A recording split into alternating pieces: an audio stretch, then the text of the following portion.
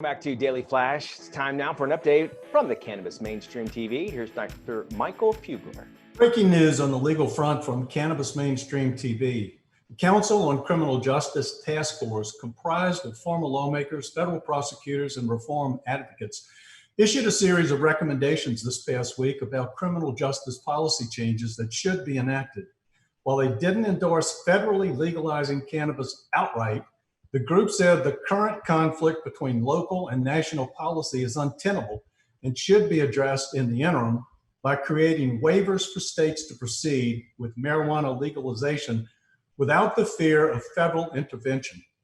On congressional action, the task force concludes that neither a federal crackdown nor hands-off approach is advisable. In the absence of cannabis rescheduling or its legalization at the federal level, the task force recommends Congress and the administration develop a state waiver process or contractual framework.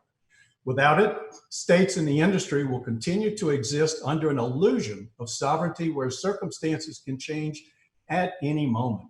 A balanced and thoughtful accommodation from the federal government would provide confidence to the states, stabilize the market, and help address many of the mired safety and health problems.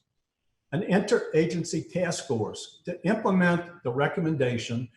The group wants the federal government to create an interagency task force, including representatives of the Department of Justice, Treasury, and Health and Human Services, among other agencies.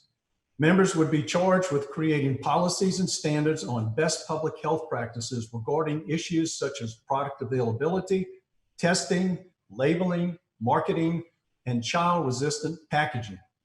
The task force would also lay out guidelines for banks that work with the cannabis industry, as well as guidance, grant funding, and assistance to aid law enforcement efforts to crack down on illicit marijuana distribution. On the business front, this past month was a whirlwind for the cannabis industry. The House's inclusion of the cannabis sector within the coronavirus relief bill has spawned a turn in fortunes. The U.S. Cannabis Index was up over 30%. The decision to include cannabis was made in part by government officials deeming companies in the cannabis space as essential businesses during COVID and the bull market that has resulted the past few months.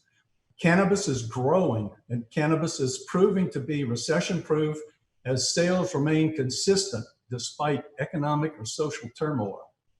This is Michael Fugler. Stay tuned to Cannabis Mainstream TV for the latest on cannabis news, education, medical, business, and investing.